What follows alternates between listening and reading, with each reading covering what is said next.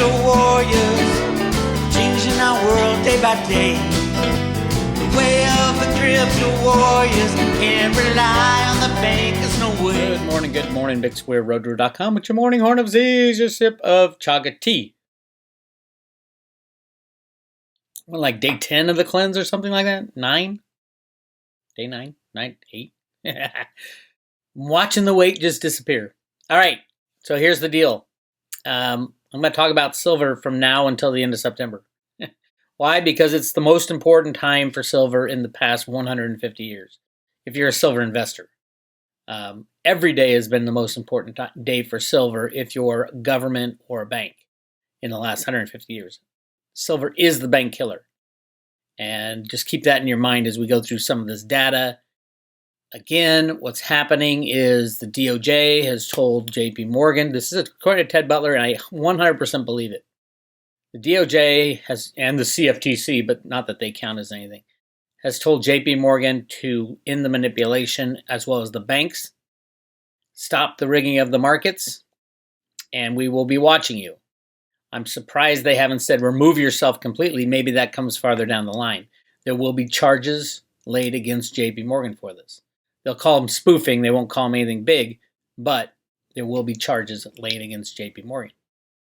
Now, how much time did they give them? I believe if you look at the one-year chart, the deal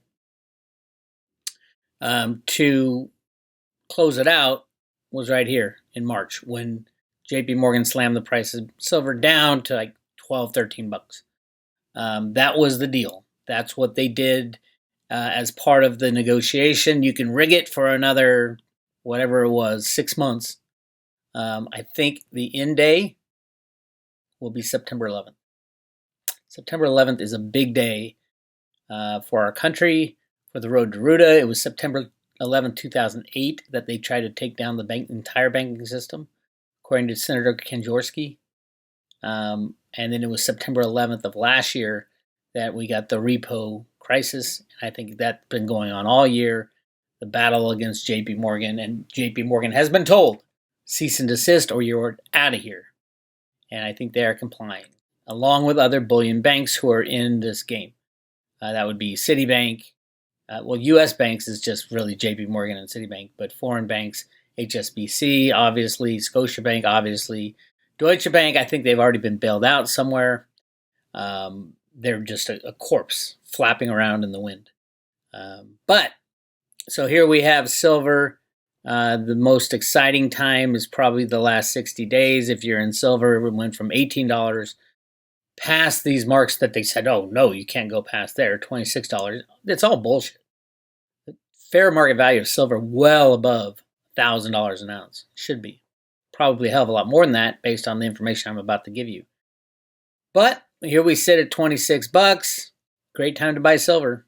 We got the end of the August end of August trading contracts. Whatever's left at the end most likely is going to stand for delivery. And that number right now is huge. There's only 3 days left of trading. 3 days left of trading in the August contract. There's still 49,796 contracts outstanding. That's 250 million ounces of silver that could theoretically stand for delivery. Now, yesterday was the largest knockdown of open interest. Most of it just rolled over to December, but about 2,000 contracts were actually closed out, meaning there's more losses for the banks. So all they can do now is either close out these contracts or deliver on them. So right now, I would think the delivery number is somewhere above 20,000 contracts, which is 2, 3, 4 times what it usually is. Definitely the largest ever in history if it's above 17.5, I think was the number of July, which was the largest. So I do think it'll be somewhere in the 20s. They'll probably drop another 10, 20, 30. No. 10, 20. Well, it'll be right around 20,000. That's right. I think that's going to be the number, right around there. And maybe it's already planned out. A lot of this stuff they program into their computers long before, and then 6 months ago and then just let it play out and go get a cup of coffee. That's the power of market rigging. Look at the volumes. Volumes for August. This August will be the biggest volume month in the history of the COMEX by far. By far. So they're still trading close to 1 billion ounces a day on the COMEX. Yesterday was a little short, but look at all these. I mean, this is over 2 billion ounces in a single day, futures and options. At the end of the day, the open interest barely changed. It's all a con. Our financial system is one big computer-rigged con and has been since Alan Greenspan invented the computer programs that made the banking system, and invented the computer programs to rig the markets to control the prices of everything. And I think, based on the Road to Roota data, the plan is to pull the plug, create money to infinity, and then pull the plug. I'll get to that in a second. But where do we stand right now? We're in good shape. The key is they're not shorting into the highs. That's the key. They're taking losses, or they're going to deliver into the September delivery month. Now, I think it's going to be in the range of 20,000 contracts, which would be historic. Anything above 10 is a huge delivery month. Over 20 would be spectacular. And the bigger question is, as we get down, they still got to, just to get to 20, they got to get rid of 30,000 contracts. Now, how are they going to do that? They're going to probably try to roll them over to December, but then they're going to have the same problem in December. And it'll cost them more money. So they might just decide, hey, we're going to close out these contracts, take the losses, not deliver into it, because I don't think they have the metal. Here's one of the main reasons I don't think they have the metal in a lot of people. A great article, great research by Ronan Manley of bullionstar.com. The CME, which is the entity that owns the COMEX, and the LBMA, which is the London Bullion Market Association, those are the two exchanges for silver on planet Earth, both run by a criminal cabal of banks. But they changed all the rules at the end of July. Oh, shocking, right? Shocking. Basically, you can have any silver in the world, and it will qualify as COMEX good delivery bars. CME, this is a great, great discussion. You got to go to his website, bullionstar.com. LBMA COMEX collusion intensifies as CME approves 267 LBMA gold and silver bar brand. That means anybody and their mother can melt down a bar of silver and gold and turn it in now, and it'll count as COMEX good deliveries. What does that tell you? It means they're out of silver and they're out of gold, or they're running very low. A lot of these approved bar brands are completely out of business. They're already out of business. Why are they approving new gold and silver bar manufacturing brands? That's you melt them down, you put your stamp on it, and then you send it off and say, I certify this as a good bar. Which is insane, because most of these bars are not even tested. And they're opening it up to 267 new brands. I didn't even know there was 267 mints. Like I said, a lot of them are closed. But so he talks about gold. I mean, gold is hysterical. Those bars of gold, there's so much, tungsten in those bars. It's insane. There's massive amounts of tungsten in them. And in silver, it's molybdenum, because that has the same density or close to the same density as silver.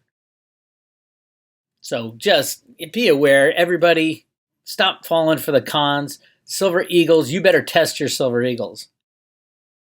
You better weigh them and compare them to a real one, because there's so many fakes coming out of China. Oh yeah, I get it all the time. I'll get an email, Bix, I got a silver eagle for only $2 over spot. It was great. I bought $100,000 worth of them. I said, you just bought $100,000 worth of crap. What do you mean? They're silver eagles. Look at them. Yeah? Did you weigh it? Did you measure it? You can only buy from dealers you trust right now. I trust Andy Scheckman. Absolutely 100%. Miles Franklin. If you want to buy some silver from him, send him an email, andy@milesfranklin.com. Awesome guy. He's going to get you a great price. And he's not going to sell you fake silver eagles. I cannot vouch for anybody else out there. I just beg of the Road to Roota members. Now is the time to be careful when you're buying everything. Cryptos, silver, you name it. Anyway, he goes on to talk about silver down here. Silver panic under the radar. An even bigger bombshell, arguably, is that the CME and LBMA's auctions are now signaling panic about future physical silver delivery. Turning to the Silver Futures Brands worksheet, we find that on July 27th, the COMEX SI eligible silver refiner brand list, which is up until then had listed 75 silver bar refiner brands, has also been hugely expanded. On the Silver Brands worksheet tab of the same service provider, XLS, we now find that 65 LBMA approved silver refineries have been added to the eligible brand list for the COMEX. Now, this was like 3 days before the end of the month of July. Imagine what's going to happen, the chaos in September.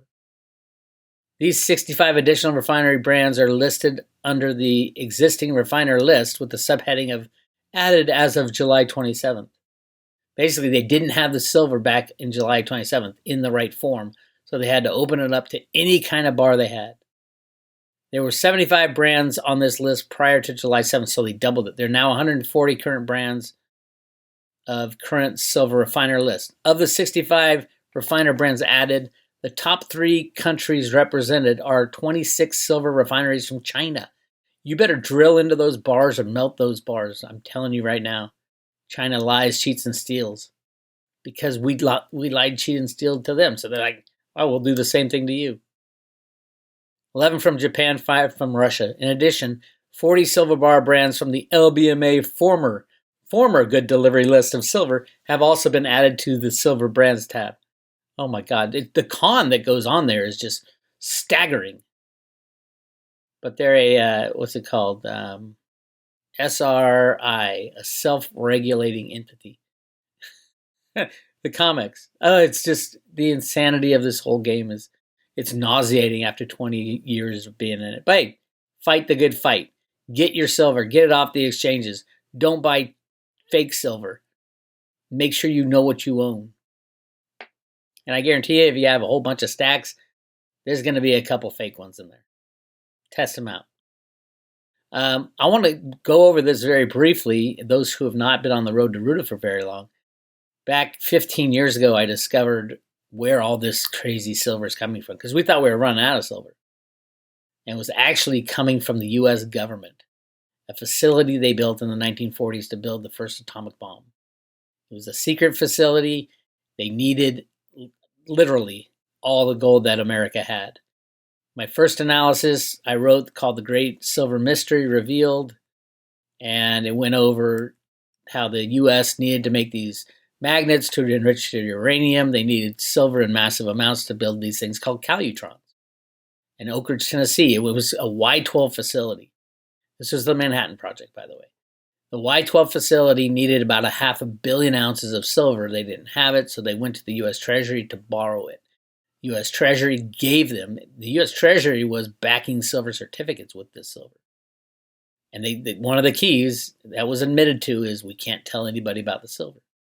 So 500 million ounces went to the Y-12 facility, and that was not torn down until the 1990s. But then I found out later on, so that's the Y-12 facility, that's the silver that's been melted down and made into these things called bus bars. And there it is being taken apart in the 1990s. And this is all, I'm not making this up, it's just history that they don't tell you about. You can find all the data if you want. There's all kinds of websites, official websites, talking about the dismantling and all that stuff. And it shows the exports. Look at the exports, U.S. exports of silver. 1994 to 1998, this blew this roof off. And they didn't mine anything more in the U.S. They just had melted down the facility and were spreading that silver all over the place, especially to England for the LBMA delivery. But then I found out a little more. First, I thought it was just the Y-12 facility, did more research, And the Y12 facility didn't really work that well at the beginning. So they built this gigantic other facility called the B facility, and that had close to, including the Y12, close to 3 billion ounces of physical silver that was used in that project. And that was outlined in the book. Now it can be told by General Leslie Groves. General Leslie Groves was the guy in charge of the Manhattan Project for the Army. Amazing story. Here's one of the, remember, they didn't have computers back there in the 40s to tabulate all this, so it had to all be done by hand. All the accounting had to be done by hand, and here's one of the mini sheets of silver, and they went down to the micro ounce on these things. It was so important to them that none of the silver gets lost, because basically they used the calutrons, and then when they were done with them back in the 90s, they melted everything back down and brought it back. But this is pretty cool. This is the actual program 1, program 2. The total amount was about 3 billion ounces of silver, which was all that the U.S. government had in their vaults to back the silver certificate program and silver on stores. Why do you think silver is so important to the government? It's a national security issue. And he even said that in his book.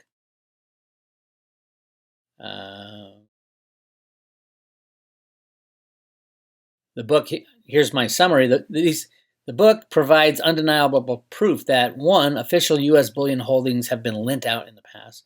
Number 2, the withdrawal of U.S. reserve bullion has been intentionally blocked from the mainstream press. Number 3, silver bullion that was backing silver certificates was not in the vault at the times for possible redemption by certificate holders. Number 4, the secret transfer of physical bullion out of the U.S. Treasury has been approved and authorized by both the U.S. administration and by U.S. Congress in the past. Number 5, the U.S. bullion holdings have been fraudulently accounted for on the U.S. books, which was approved and authorized by both the U.S. administration and the U.S. Congress. Number 6, it is possible that the U.S. lent 5 or 6 times more silver to the project than I originally believed, which would explain how long the silver rigging game had gone on. And if you don't believe any of that, read the book. Here's some quotes from the book. The administrator decided that the need for copper should be reduced by substituting it for silver, borrowed from the U.S. Treasury, page 107. Colonel Marshall thereupon called upon the Treasury Secretary Daniel Bell. Mr. Bell said he might be able to make some 47,000 tons of free silver together with 39,000 tons more, which could be released from the backup of silver certificates if Congress authorized its use through appropriate legislation, which it did. The total came to 2.75 billion. Page 107 and 108. This is the interesting stuff. Under the terms of the final agreement, the silver acquired by the project was to be withdrawn from the West Point Depository. 6 months after the end of the war, an equal amount of silver would be returned to the U.S. Treasury. It was further agreed that no information would be given to the press on the removal of the silver, and the Treasury would continue to carry it on their daily balance sheets. There you have cover-up, there you have fraud. Approved by the administration and by Congress. Now, it was not given back. The silver was never given back until the late 1990s, mid-1990s. They said, General Groves said they gave it back right after the war, but would you really create the most powerful weapon on planet Earth and then destroy what the necessary part of it to make the enriched uranium? No, you would not. And they did not. And then page 109, and this just jumped out at me. Many of the precautions we took were aimed at primarily concealing our interest in silver. And you wonder why silver is so important. One more great discovery on the road to Roota was the Road to Roota original documents. Wishes and Rainbows is the comic book from the Federal Reserve. That is Roota right there. And what I want to show you, there's so much good stuff about gold. And I mean, you can even see right here on the front cover, gold, Grand Canyon gold, right there. There's caves, there's the gold, blah, blah, blah. There's Alan Greenspan.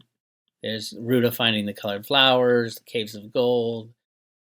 Look at the light in these caves. But what I want to show you and what applies to everybody today is this. What Roota is writing in the sand right here on page 18 is a formula called On the Road to the Golden Age. And in that 1960s. See, it didn't win a Nobel. I keep saying Nobel Prize winning document. It's not. It was so important to keep secret. The guy who wrote it did not win a Nobel Prize for it, but he was put on the board to decide who wins Nobel Prizes. That's how big this is. But if you look at that, you read the paper and you look at the figures and the analysis, it basically says print as much money as you can when you're on a fiat money system and basically print it to infinity is the conclusion of, it's called On the Road to the Golden Age. How to go from an unbacked fiat system to a gold-backed system. It's very simple to do. Print as much money as you can until the world stops accepting it. There's the final conclusion. Infinity, print infinity money. If you listen to Catherine Austin Fitts, she's just scratching the surface. They do print infinity money. But this was the 1981 comic from the Federal Reserve Bank. Let me show you that again, just so you know I'm not lying, cheating, or stealing. This is real research, my friends. Right here, Federal Reserve Bank of Boston. And released in 1981 by Stephen Duveau. Stephen Duveau was a computer programmer. He was in military intelligence in the 60s and 70s. He worked for the Federal Reserve Bank of New York. And then he went on to do other things that I've talked about on the road to. And then right before the 2008 crash, lo and behold, they re-released the comic book with the teacher's guide, which is called The Road to Roota, a teacher's guide. And look what happens. Remember, in this comic book, page now, Roota writes in the sand the formula on the road to the golden age, right? It's right there in the sand. Everything in the remake is the same except one thing. This is the Federal Reserve Bank. What is she writing in the sand? That's no formula on the road to the golden age. That's 11 plus 9, or 9/11. And then on 9/11/2008, bang, takedown almost happened. People weren't ready. So will we see the same thing this September 11th? We kind of saw it last September 11th on 2019 where the repo market crashed. It was September 11th, I think, was on a Thursday. It wasn't until Monday that all the bailouts started happening. Because they freaking out. It's, oh my God, what's happening? Pretty cool, huh? And one more thought before I leave you. I've been diving into the Jenny Moonstone readings, the gold in the Grand Canyon. Yes, gold, there's massive amounts of gold that is released from the sun. The sun is seeding the entire universe with gold. Not the universe, the solar system, the planets. Actually, I think all the planets are born from the sun.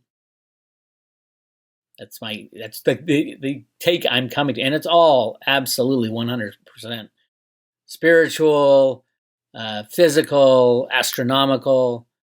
It's a beautiful thing that has been done. And if you go into the history of folklore and Greek gods and all that, they all have the moon. What is the moon in astrology? What element on Earth is associated with moon? It's silver. And here we have silver found on the moon, and you thought it was made of cheese. In 2000, the scientists, believe the scientists. Scientists are full of shit, first of all. They're all wrong. Just every single one, across the board, they're wrong about everything. No, the Earth's not flat. Yes, it is round. Now they're saying, oh, it's flat again. It's insane how wrong scientists are. But hey, the facts change, right, with time. Wear a mask, don't wear a mask. COVID good, COVID bad. Hydroxychloroquine, good. For 2,000 years. And now it's bad because Fauci says it's bad. And CNN, ridiculous. Anyway, silver, yes. So they thought the moon was nothing, no big deal. They crash a rocket into the moon in 2010. They measure what is in what's the consistency of the cloud of ash and dust that went up in the air. And voila, there's silver all over it. Yes, there's massive amounts of... What are the odds? The one time they fire a rocket into the moon to measure what's in the moon. Silver. And just go back in your Greek mythology, your ancient Egyptian mythology, your American Indian mythology, your Aztec, your South American mythology, everybody. The moon and silver. Gold and the sun. Yes, the sun has 2.4 trillion tons, 2.4 trillion tons of gold in the sun. And when it blasts off one of those coronal mass ejections, or a filament comes out, which is like a bigger piece, there's gold all over that stuff. How do you think gold got to planet Earth? No, it wasn't there all of it. It was just there from the beginning. It's bullshit. Anyway, I'm working with Jenny Moonstone on that. So, yeah, I've been doing it. I'm like, no way, because she kept saying, yeah, silver in the moon. Check it out, silver in the moon. So I look at it, lo and behold, there's silver all over the moon. And that one spot that we hit had silver. Imagine the veins of silver. So what do you do when you find out that silver's on the moon? You go there and you start mining because you're running out on planet Earth. Signed April 6, 2020 by Donald Trump, Executive Order on encouraging international support for the recovery and use of space resources. Yes, Trump wants to go to the moon to mine silver. That's how short we are of silver. I don't see him going to the sun to mine the gold. I think we have massive amounts of gold, so that's fine. But silver, we are so desperate, Trump's going to go to the moon to grab some silver, which means it's going to happen quickly. Thank you, Jenny Moonstone, for that. And if those of you who aren't on the private road, get on the private road. I just posted yesterday one of the Silver Night discussion I had with Jenny, and that's free on YouTube, so go check that out. You want the other ones, and I'm adding a gold one coming up probably this week. There's just so much there. But I got 3 up right now of the readings of, we talk gold, we talk silver, we talk theta, we talk everything. And it is just, it is adding to what I think I know, and then is expanding it into other realms. I'm learning more about silver and gold than I thought I had already learned everything I needed to know about manipulation, about supply and demand, and all that shit. No, not even close. Gold and silver, they're spiritual metals, they're astronomical metals, that we have to understand how they got here, why they got here, what they're used for. And when you get to what they're used for, and with gold and silver on a spiritual level, it's like earth-shattering. But ultimately, you can dive into this stuff, or you can just buy silver. Because Trump's got to go to the moon for silver, so you might as well buy it. All right, I'm going to end with a song. Love you guys. I'll talk to you soon. So we were out on the mountain range yesterday prospecting for little gemstones and crystals and whatever else you want to talk about. Love the crystals, baby. And Big says, you know, I kind of had this vision, weird thing of almost like an Indian lady spirit, like kind of helping us, guiding us. And was inspired to write a freaking song literally on the mountainside. He's like, I'm going to go over here for a little bit, guys. He's over there writing a song. So I come out here this morning, and I'm hearing him playing. I'm like, holy shit, I got to go grab my camera and film this. Go for it. Hi, Snippy fans. It's called Secret Treasures, or Secret Treasures Lost in Time. And it's got an Indian chant before you, and I'm not Indian, so I'll butcher it. Picture the Indian, like an Indian voice doing it. Oh, it'd be phenomenal.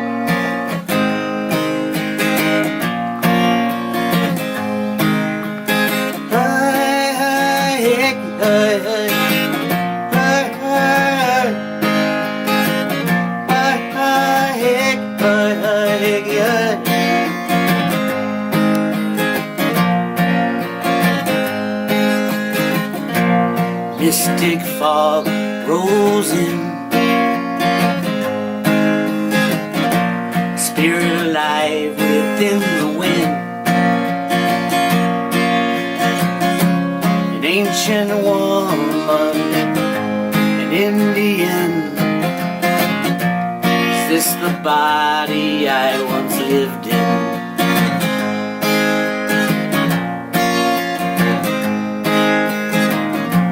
I hear her voice, she calls to me, describes an ancient mystery, a place where ghosts protect treasures lost in time. Seek your soul, so shall ye find secret treasures lost in time.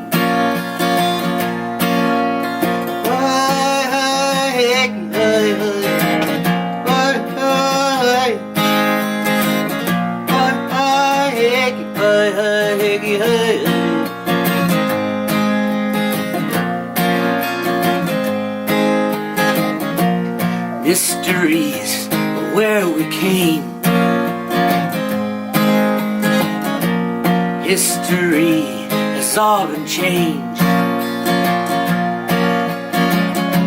To find the opening, you must give up the past. Belief and faith are all that last.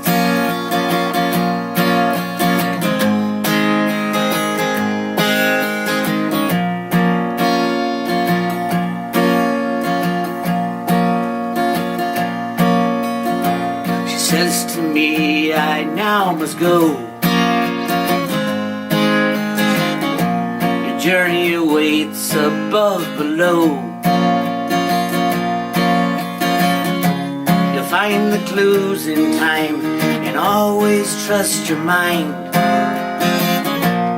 Secret treasures lost in time.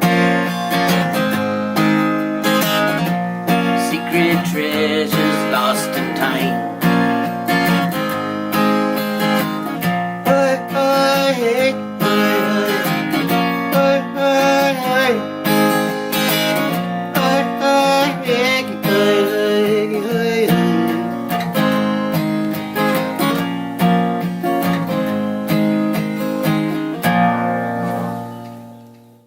Holy crap. Wow. There you go.